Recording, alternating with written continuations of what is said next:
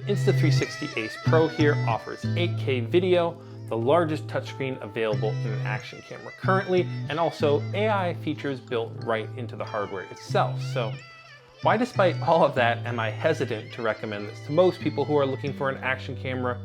Who is it for, and ultimately, is it worth it?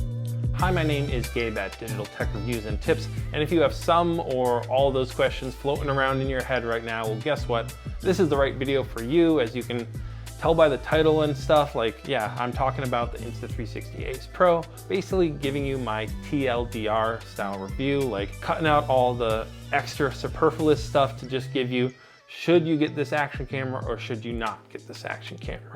Before we hop into that, let's actually just get a quick image quality sample with the Ace Pro so you can see what the video quality is like. We're recording right now, boom, on the Ace Pro in 4K 30 and using the pure video mode. So that's like the AI to basically give you better exposure, better white balance and stuff like that. So while you're looking at how that image quality looks, I also want to first talk about the pricing for action cameras, because overall the Ace Pro has had actually a pretty positive effect on the action camera market, and that is that prices for action cameras have gone down since the Ace Pro has launched. Yeah, the Ace Pro came in at $450 when launching, and the DJI Action 4 and the GoPro 12 were $400. But since then, within the last month or so, and currently at the time of recording, the Ace Pro has slid from $450 to $400, and the GoPro 12 and DJI Action 4 have actually gone down to $300. So if anything, in the past 6 months, it's gotten more enticing to get a GoPro 12 and DJI Action 4, but that's for considering later in this video. Right now, we're just gonna go into the pros of getting the Insta360 Ace Pro. So strap in, hold on tight, and let's get started. All right, so first off, props where props are due. The Insta360 Ace Pro is the first action camera available on the market to offer 8K video recording, but one, it's only 24 frames a second, which that's not what most people are getting an action camera for. And two, more importantly, you don't need 8K video recording. I mean, take this for example, it's recording in 8K, as you can see right now on the Ace Pro. It looks honestly pretty good. I'm not gonna complain about that, but 8K video is then being taken, put into a 4K timeline on my computer, and then ultimately viewed by you in on a 3-inch smartphone screen in 720p, maybe 1080p. No, it doesn't make sense to record in 8K. And remember also, bigger resolution does not equal better image quality. So unless you really just care about the number on the screen and on the spec sheet, don't get the Insta360 Ace Pro just because it has 8K video.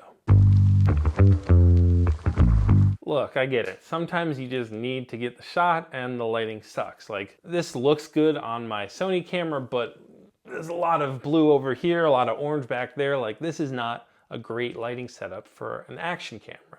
But is the Insta360 Ace Pro a magic bullet? I mean, it's really nothing new what it's doing with pure video. Essentially, all it's doing is the same thing we've had on modern smartphones for the past 2 or 3 years, which is an AI exposure, maybe an AI for white balancing. That's why it looks a little better than the GoPro. And then probably an AI denoising. And then the end results are, well, you be the judge. But is this something that is gonna be game-changing for people? Probably not, unless you're an absolute beginner or you're the type of person that is just I need to film in whatever situation I need to film, and I need the image quality to look as good as it can. Cloudy days, dusk or whatever. In those situations, yeah, the Ace Pro does look a little better, I find, but it's not any better than your smartphone, so maybe just use that.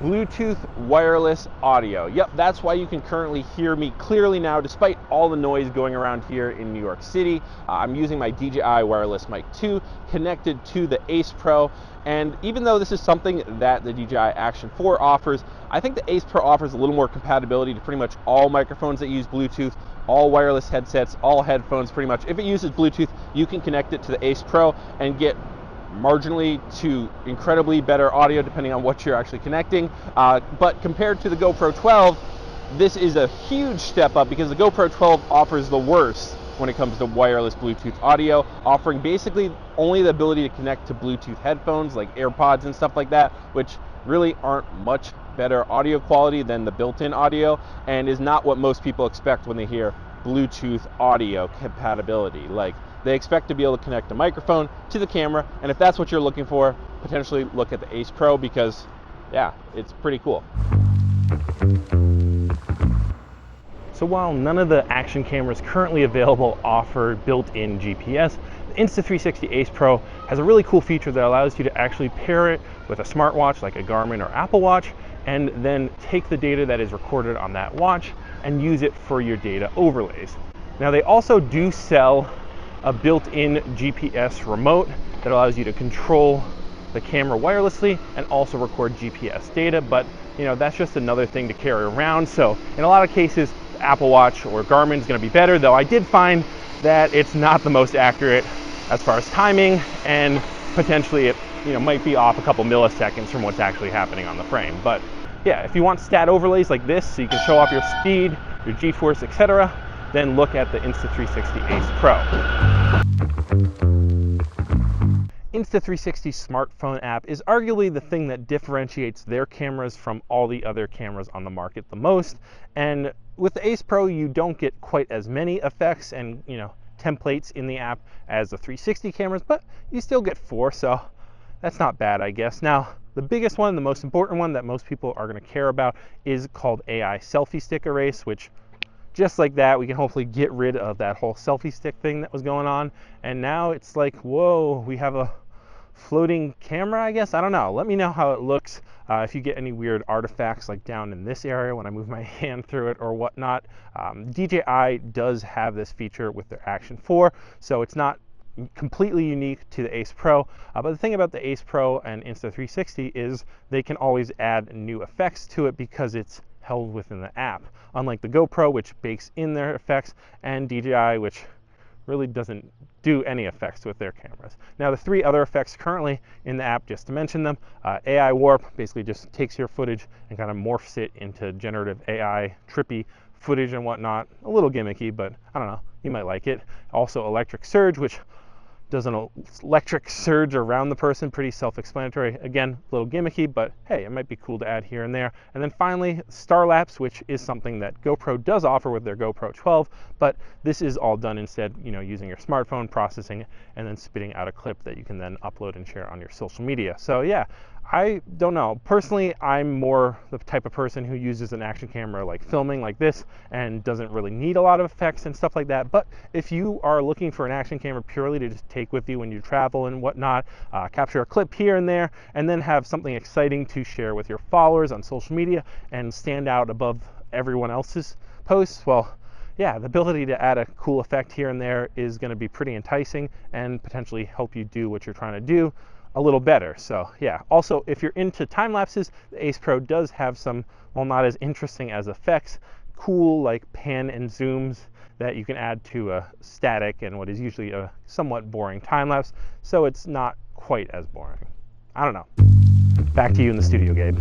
All right, so that pretty much wraps it up for the 5 reasons why I would get the Insta360 Ace Pro over a GoPro 12 or DJI Action 4. Now, before we move on to the cons and why I wouldn't recommend this camera over another action camera, let's actually just talk about 2 quick features which I do like about this camera. One, the battery charging port is over here on the opposite side of the battery itself, which you can see over there. And yeah, sure, that might not seem like a big feature just on the surface, but if you have a GoPro 12 or any of the previous GoPros, you know that the battery and the battery charging port are in the same compartment, which isn't the end of the world, but if you ever go to charge the battery can easily just slide right out. And if you're ever trying to do like a long time lapse or just, you know, use the camera while you're charging it, the battery can easily slide right out. It's just a weird setup. I don't know why GoPro hasn't fixed it, but this really is a super nice thing for a GoPro user. If you're getting frustrated with that, maybe the Ace Pro might be right for you.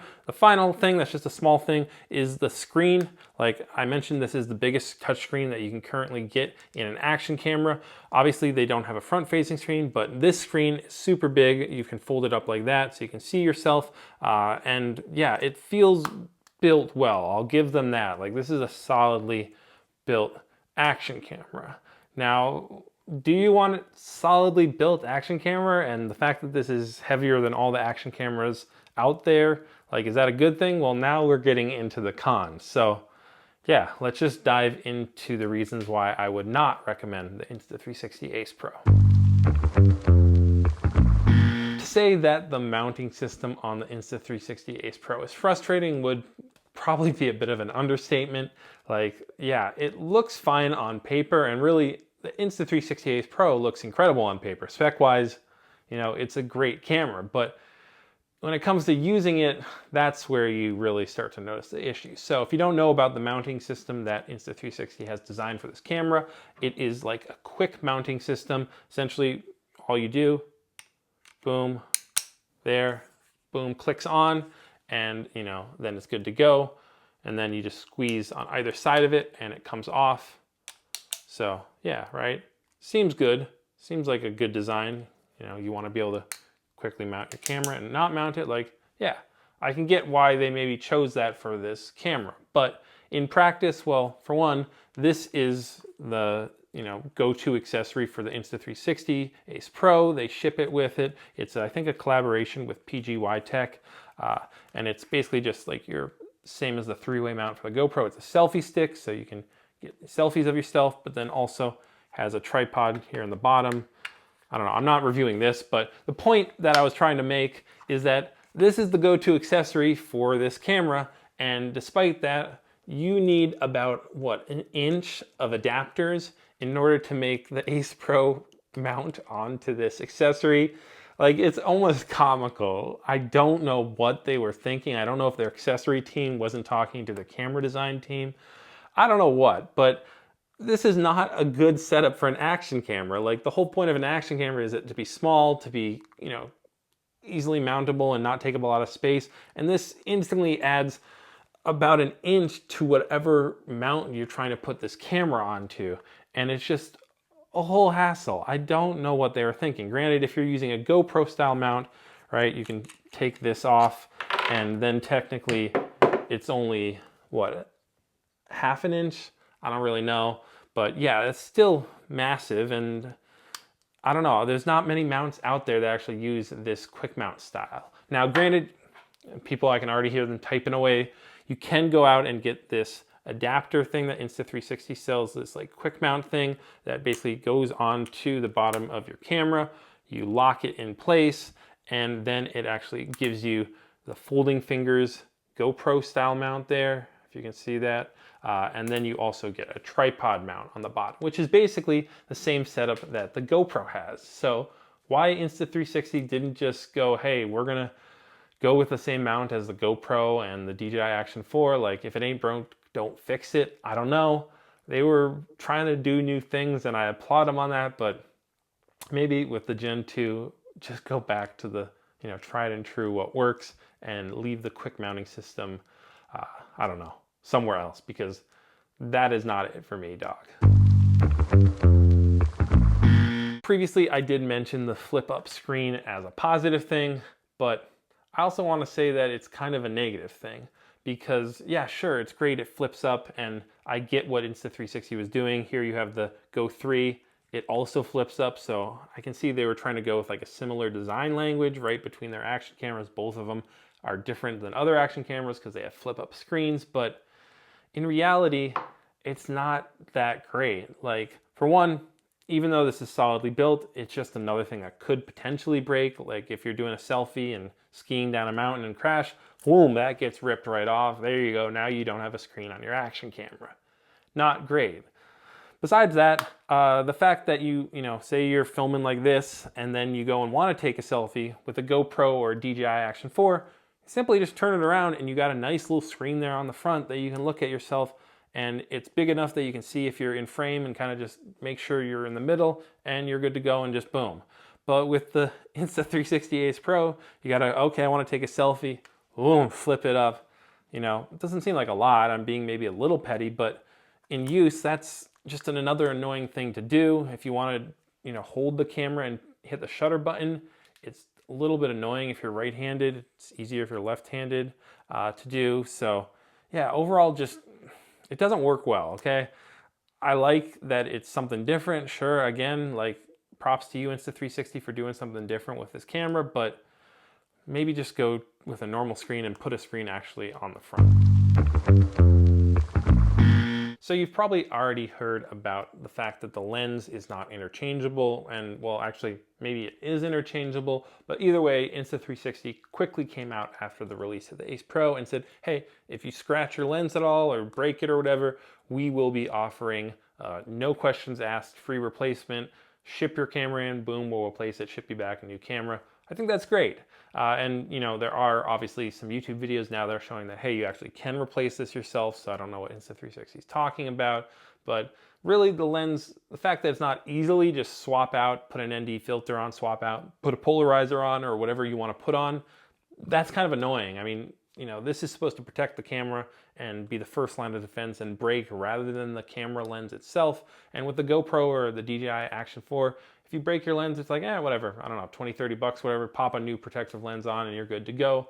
With this, that's not the case.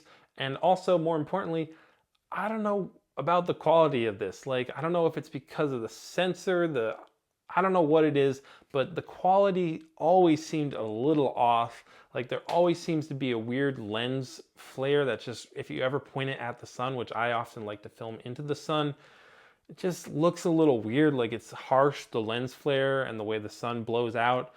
And I constantly was getting like a weird purple fringe off lights and stuff. I don't know.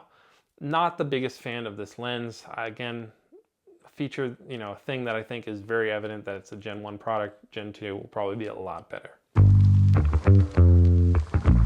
Finally, the last thing, which is kind of a small thing that I don't like about this camera, but really speaks to the larger thing about this really being a Gen 1 product and just not as refined as a GoPro 12, literally like the 12th or 13th iteration of a camera, or even the DJI Action 4, which is the 4th generation of this camera. And that is the fact that if you turn this camera on, power it up, you know, DJI Action 4, GoPro 12, DJI Pocket 3, whatever, most of them are going to default into like a video mode or into a photo mode. And this does not offer the option to have it do that. You can't say, I want this to always turn on in video mode, or I want this to, you know, default to the previous mode. It's always going to default to whatever you were filming previously. That's the mode that this camera is going to power onto. And I kind of get the logic in that, but in practice, most time when you're turning a camera on and want to record quickly, it's going to be, I want to quickly get a photo or I want to quickly get a video. And you usually know like what you most often want to do. Smartphones offer this, right? When you open the camera app, do you want photo or video, or do you want it to be the previous mode? Why they can't implement that in the Insta360 Ace Pro, I do not know, but it has caused myself and many other people to take a time lapse or a hyperlapse and then go to record video and be left with a hyperlapse of a video shoot that you wanted video from.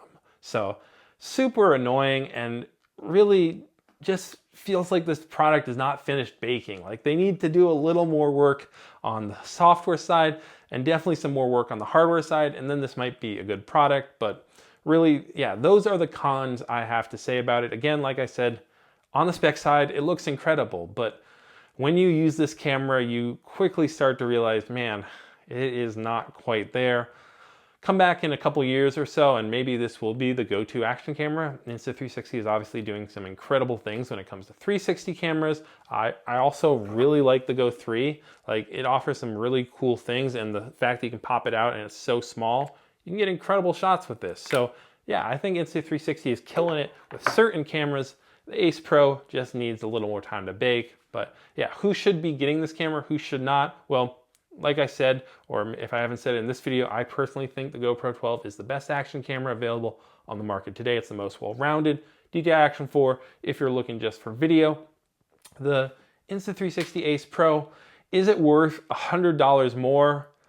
I personally would not pay $100 more for this camera over a GoPro 12 and DJI Action 4. The only reason why I would say to get this over any of those other cameras is if you're really interested in like the fact that you can use the Insta360 app and get some cool shots with it. Like, if you're not getting this specifically for vlogging and, you know, using it in your daily video production, maybe look at this.